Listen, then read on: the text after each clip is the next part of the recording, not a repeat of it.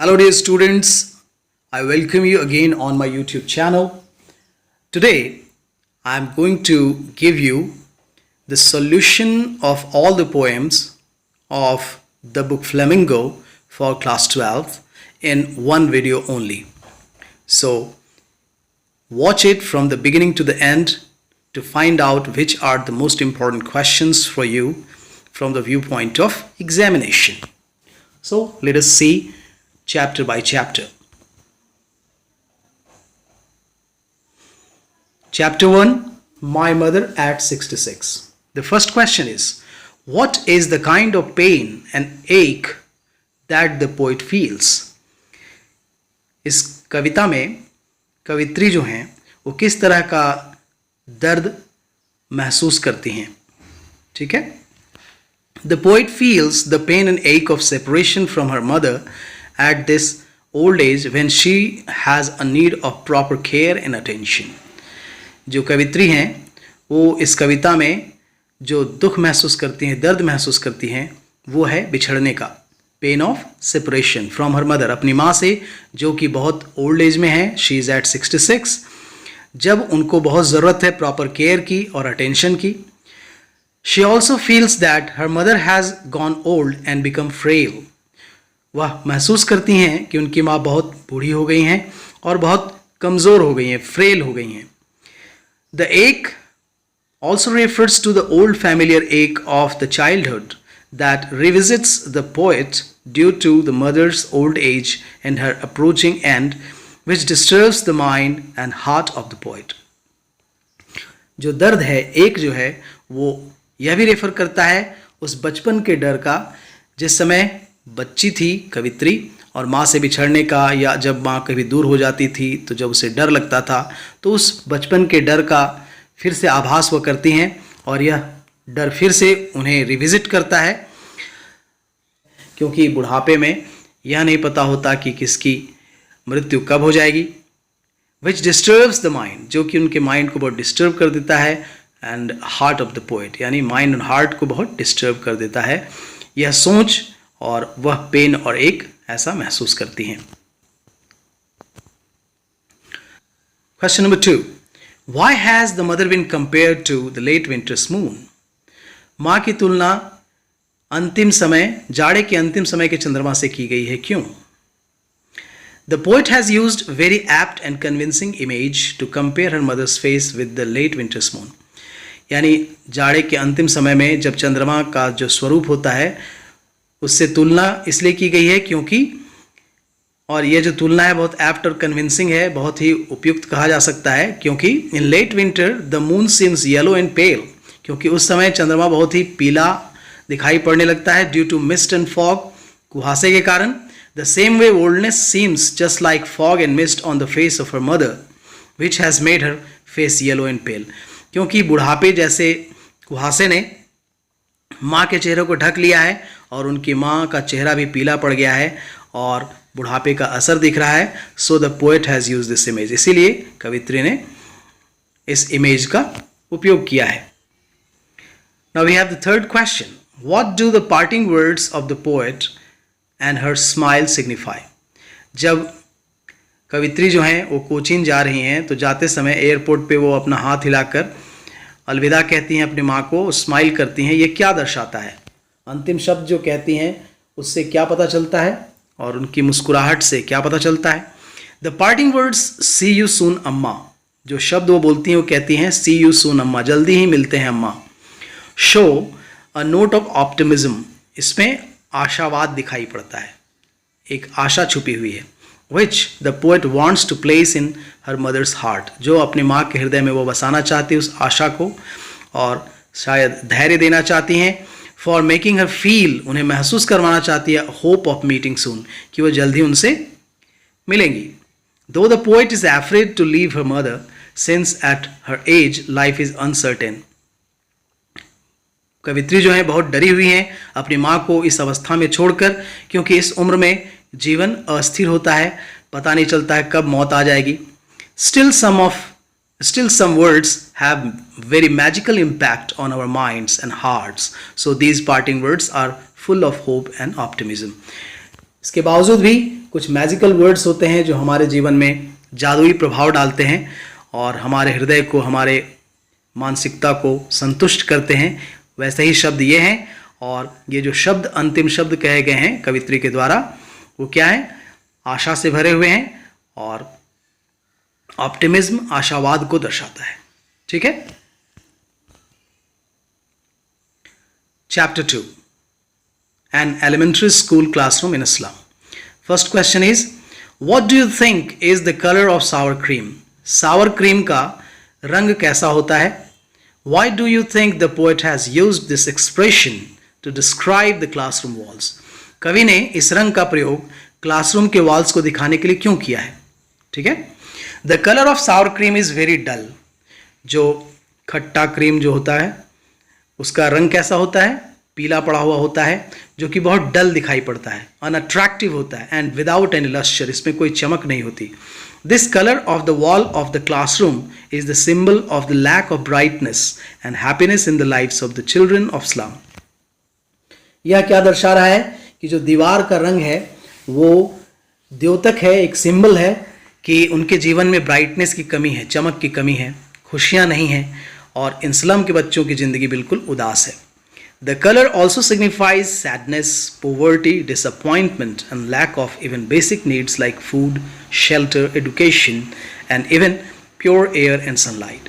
यहाँ तक कि उनके जीवन में इस रंग का जो प्रभाव है वो क्या दिखता है कि इसमें उदासी है, उनके जीवन में गरीबी है, निराशा है, कमी है, यहाँ तक कि बेसिक नीड्स की लाइक फूड, भोजन, आवास, शिक्षा and even pure air and sunlight. यहाँ तक कि उन्हें शुद्ध हवा भी नहीं मिलती है और सूर्य की रोशनी तक नहीं मिलती। It also shows how their lives start in fog and ends in endless dark night. यह भी दर्शाता है कि कैसे उनकी ज़िंदगी की शुरुआत कुहासे में होती है और इसका अंत किस प्रकार एक एंडलेस, जो कि न खत्म होने वाली अंधेरी रात में हो जाता है।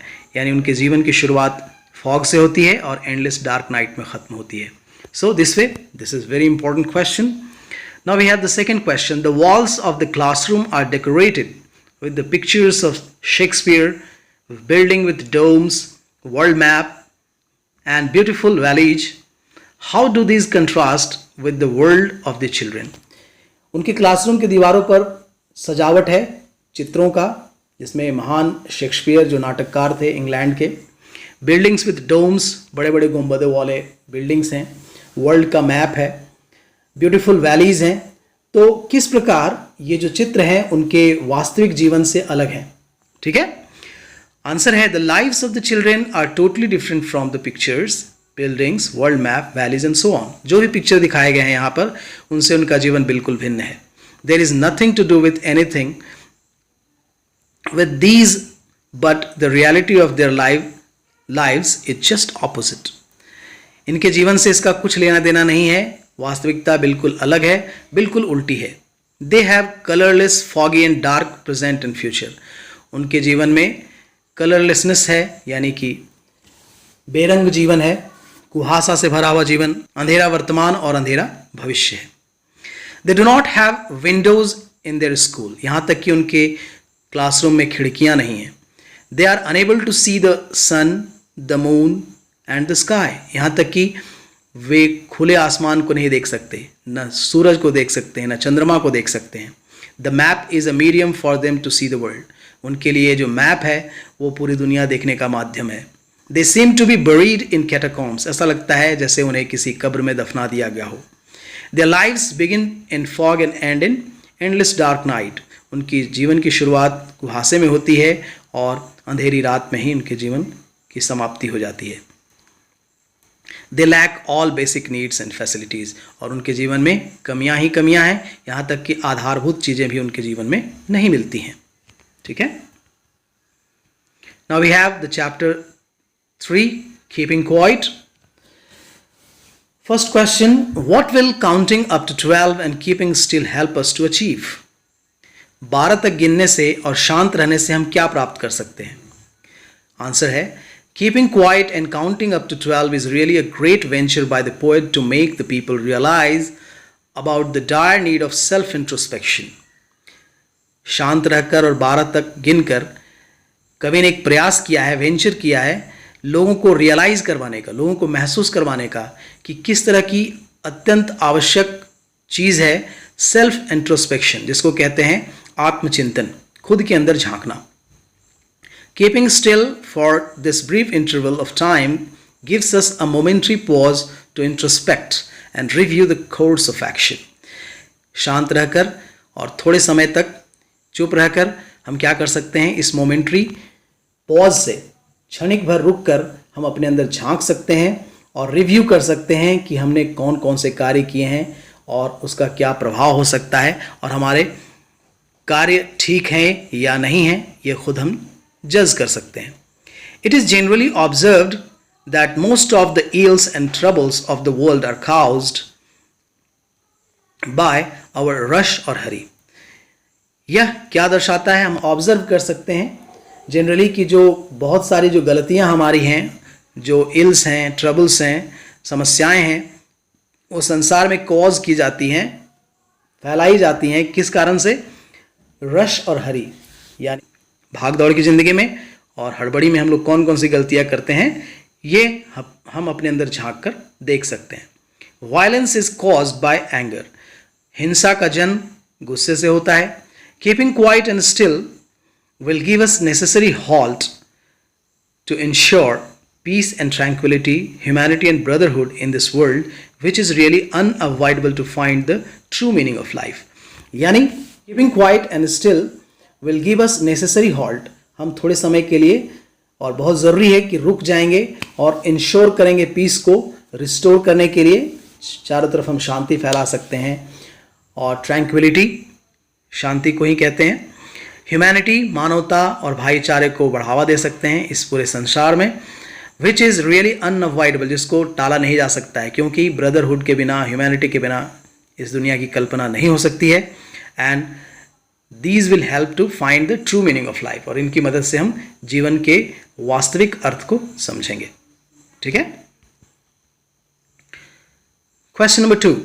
Do you think the poet advocates total inactivity and death? क्या आप सोचते हैं कि कवि पूर्णतः इनएक्टिविटी चाहते हैं, पुनः अक्रियता चाहते हैं और मृत्यु चाहते हैं? तो देखते हैं, बिल्कुल नहीं है ऐसा. The poet never wants total inactivity and death but wants to create an exotic moment on this earth by keeping still for some time. कवि किसी भी प्रकार से टोटल इनएक्टिविटी और डेथ नहीं चाहते, यानी पूर्णतः शिथिलता और मृत्यु नहीं चाहते हैं, बट चाहते हैं एक एक्सॉटिक मोमेंट को, विचित्र अनुभव करवाना चाहते हैं उस क्षण का जो इस पृथ्वी पर शांत रहकर किया जा सकता है. He wants to get the people indulged in self introspection. वह चाहते हैं कि लोग सेल्फ इंट्रोस्पेक्शन में अपने आप को शामिल करें, which can change everything and resolve any dispute and misunderstanding, जो कि किसी भी तरह के झगड़े को, मिसअंडरस्टैंडिंग को दूर कर सकता है. He makes it quite clear that stillness should not be confused with total inactivity or equated to it. शांति का अर्थ कतई नहीं है, इसमें हमें कंफ्यूज बिल्कुल नहीं होना है कि इसमें टोटल इनएक्टिविटी, हमको इनएक्टिव हो जाना है और इसकी समानता बिल्कुल नहीं है ऐसी, हम इसको ऐसा नहीं मान लें. बल्कि but stillness means knowing ourselves for the betterment of the humanity at large. बल्कि स्टिलनेस से यानी शांत रहकर हम क्या दिखा सकते हैं, इसका अर्थ है कि हम दुनिया और मानवता को और भी बेहतर स्थिति में ले जा सकते हैं, इसका बेटरमेंट कर सकते हैं. Chapter 4, a thing of beauty. सुंदरता की वस्तु. How is a thing of beauty a joy for ever? सुंदरता की वस्तु हमेशा आनंद की वस्तु होती है. कैसे? A thing of beauty is charming and attractive. सुंदरता की वस्तु जो होती है बहुत ही आकर्षक होती है, हमें अपनी ओर खींचती है. It has everlasting impression on our minds and gives our heart and mind peace and tranquility. ठीक है, कहने का अर्थ है कि इट हैज़ एवरलास्टिंग इम्प्रेशन, यानी इसका प्रभाव जो है हमारे हृदय पर और हमारे दिमाग पर कभी ख़त्म नहीं होता, हमेशा इसका प्रभाव बना रहता है और हमारे दिमाग और हृदय को यह शांति देती है. When we are sad or in pensive mood, कब? जब हम बहुत दुखी रहते हैं या बहुत सोचते रहते हैं, और अगर हम सुंदरता की वस्तुओं को याद करें तो हमारे मन को शांत कर देती है, हमारे हृदय को शांत कर देती है. As we know that this world is full of pains and sufferings, negativity, depression and disappointments. जैसा कि हम जानते हैं कि ये संसार जो है तकलीफ़ों से, दुखों से, दर्द से भरा हुआ है, नकारात्मकता है, डिप्रेशन है, ठीक है, निराशाएं हैं, तो तनाव है. तो इस तरीके से ऐसे क्षणों में, in such moments beautiful things give us everlasting joy. ये सारी चीज़ें जो है सुंदरता की वस्तुएं, वे हमें एवरलास्टिंग जॉय देती हैं, जो न ख़त्म होने वाली खुशी होती है वो देती हैं. And help us to forget our sorrows, और हमारे दुखों को भूलने में मदद करती हैं. ठीक है. Which are the things which cause suffering and pain in our life. हमारे जीवन में कौन कौन सी ऐसी चीज़ें हैं जो तकलीफ देती हैं, हमें दुख पैदा करती हैं. The things that cause suffering, हमारे जीवन में जो सफरिंग पैदा करने वाली चीज़ें हैं, आर कौन कौन सी हैं. Dark phases of our life, हमारे जीवन के वो काले पल जब हम बहुत दुखी होते हैं. ठीक है. एडवर्स सर्कमस्टांसेस, विपरीत परिस्थितियाँ. ग्लूमी डेज, निराशा वाले दिन. डिस्पेयर एंड डिसअपॉइंटमेंट, जब निराश होते हैं हम लोग, निराशा वाला समय. डेथ ऑफ नोबल पीपल, महान लोगों की मृत्यु, शानदार लोगों की मृत्यु. एंड बैड हेल्थ, और बुरा स्वास्थ्य. ये सारी चीज़ें हमें दुख देती हैं हमारे जीवन में. ठीक है. Question number 3. What makes human beings love life in spite of troubles and sufferings? जीवन में तकलीफों और दुखों के बावजूद कौन सी ऐसी चीजें हैं जो हमें जीवन से प्रेम करना सिखाती हैं. ठीक है. Things of beauty from nature which are around us make human beings love life in spite of troubles and sufferings. सुंदरता की वस्तुएं जो हमारे प्रकृति में हैं, हमारे आसपास हैं, वो मनुष्य को बाध्य करती हैं, जीवन से प्रेम करना सिखाती हैं, इसके बावजूद कि हमारे जीवन में तकलीफें और दुख होती हैं. Beautiful things bring smiles on our faces and they have everlasting impression on our minds. सुंदरता की जो चीज़ें होती हैं हमारे चेहरे पर मुस्कान ले आती हैं. And they have everlasting impression, और कभी न ख़त्म होने वाला प्रभाव हमारे दिमाग पर डालते हैं. They give joy and optimism to human mind. वे मानवीय दिमाग पर खुशी और आशा का एक परत चढ़ा देती हैं. And thus help in overcoming or bearing the troubles and sufferings, despair and disappointments. इस प्रकार मदद करती है हमें बर्दाश्त करने के लिए तकलीफ़ों को, दुखों को, निराशाओं को. ठीक है. इस तरीके से. Why is grandeur associated with the mighty dead? Grandeur शब्द एसोसिएटेड कैसे है माइटी डेड के साथ, यानी महान लोग जो मर चुके हैं, बलिदान दे चुके हैं, उनसे ग्रैंडर शब्द कैसे जुड़ा हुआ है, यहाँ पर इसका प्रयोग क्यों किया गया है. Answer is the grandeur is associated with the mighty dead because of their noble acts and deeds for the cause of humanity. क्योंकि उन्होंने मानवता के लिए शानदार कार्य किया है. उनके महान कार्य जो है वो मानवता की भलाई के लिए किया गया है, इसीलिए ग्रैंडर शब्द उनके साथ जोड़ा गया है, माइटी डेड के साथ जोड़ा गया है. They have left behind the beautiful legacy of their brave and inspiring acts for the future generation. उन्होंने हमारे लिए एक धरोहर छोड़ दिया है अपने बहादुरी वाले कार्यों से, अपने इंस्पायरिंग एक्ट से, यानी हमें प्रेरित करने वाले कार्यों से, और हमारे भविष्य को सुधारने के लिए उन्होंने वो सारे कार्य किए हैं और फ्यूचर जनरेशन के लिए काम किया है. Their selfless sacrifice for their nation and deeds for the welfare of mankind still continue to inspire us. उनका जो त्याग है, उनका जो बलिदान है अपने राष्ट्र के लिए और मानवता के कल्याण के लिए अभी भी हमें इंस्पायर करते हैं, प्रेरित करते हैं. So grandeur is the apt word for the mighty dead people. इसलिए grandeur नामक जो शब्द है वह बहुत ही उचित है उन महान मृतक लोगों के लिए और शहीदों के लिए. Question number 5. What image does the poet use to describe the beautiful bounty of the earth?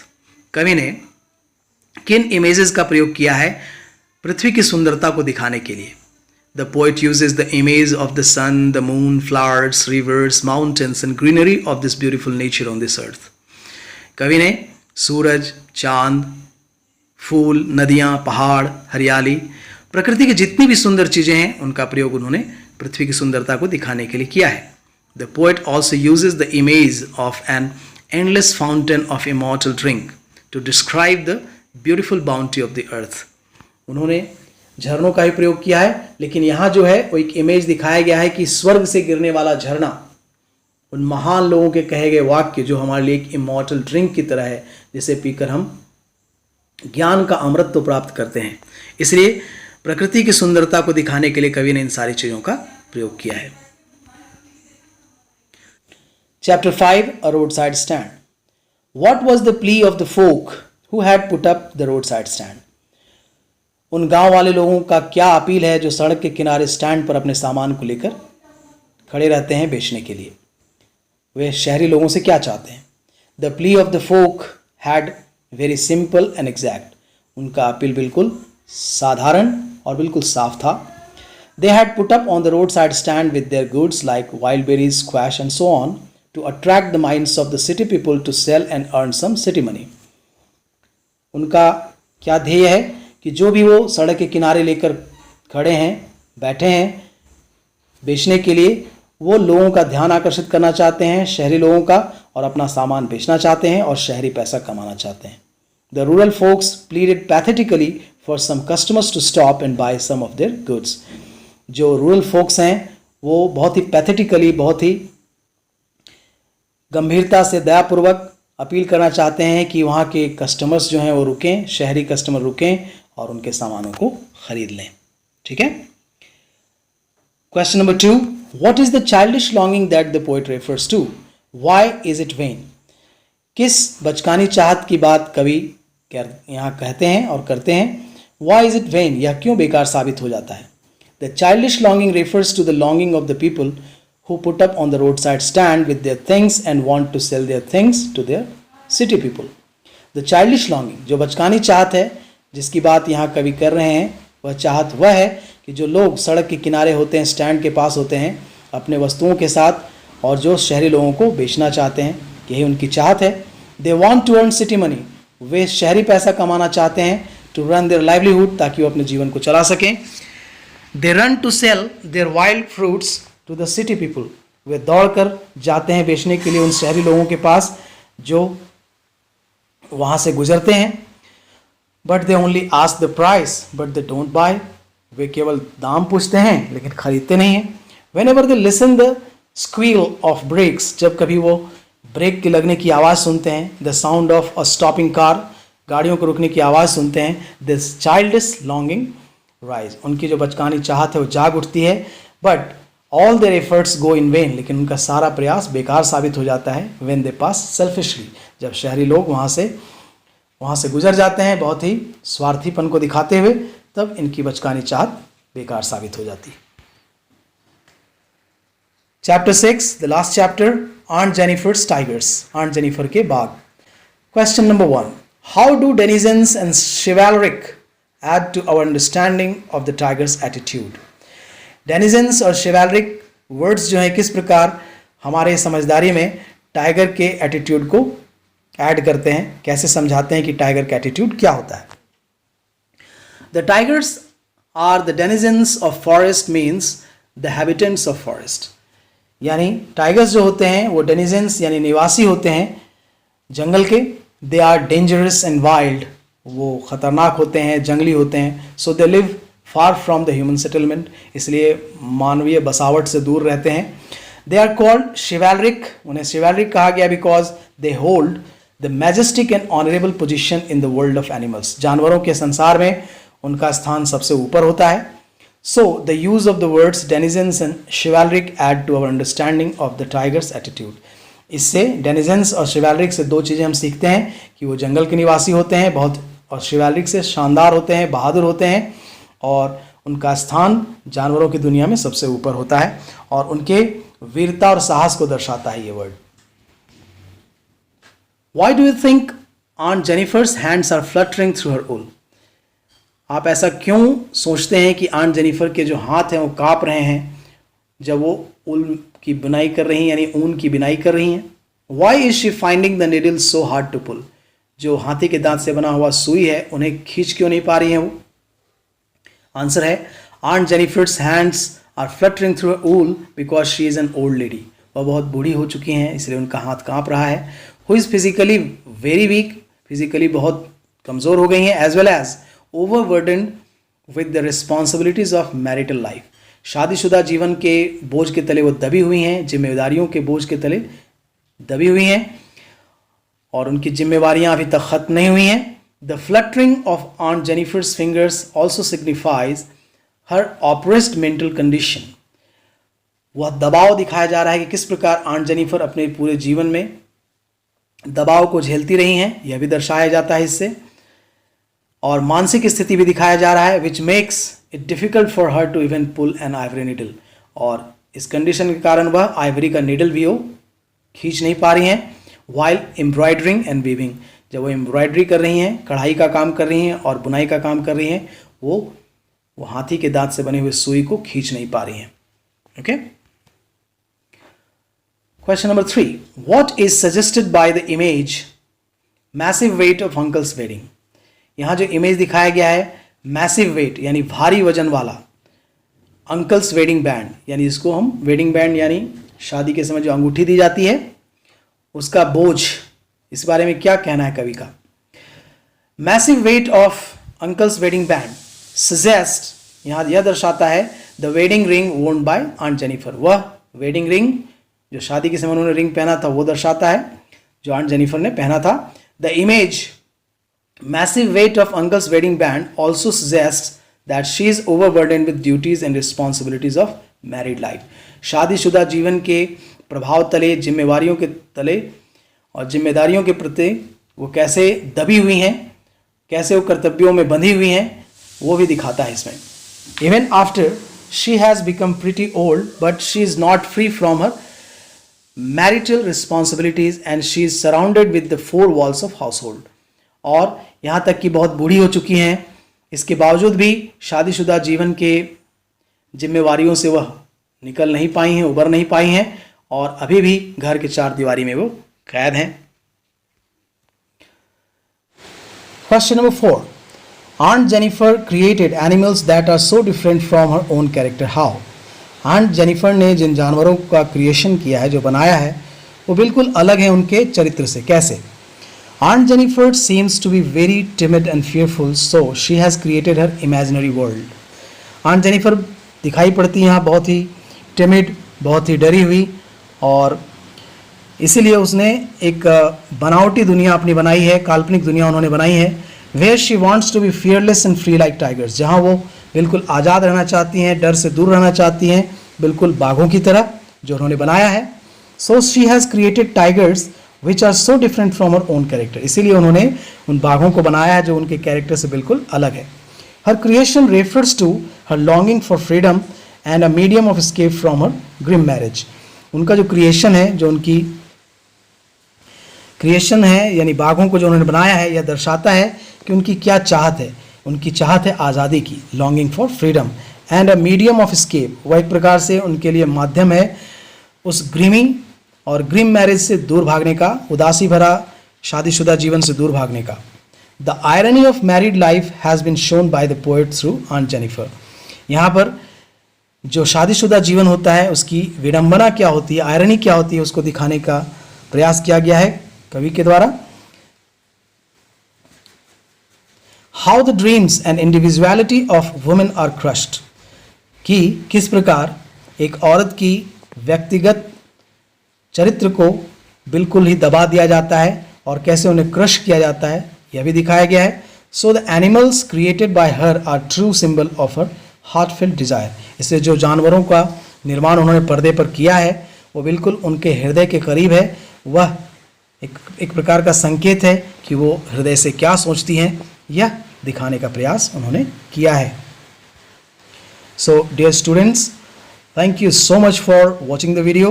I hope that you will have a very good impact of these questions on your examination. So thank you so much for watching the video. Have a good day.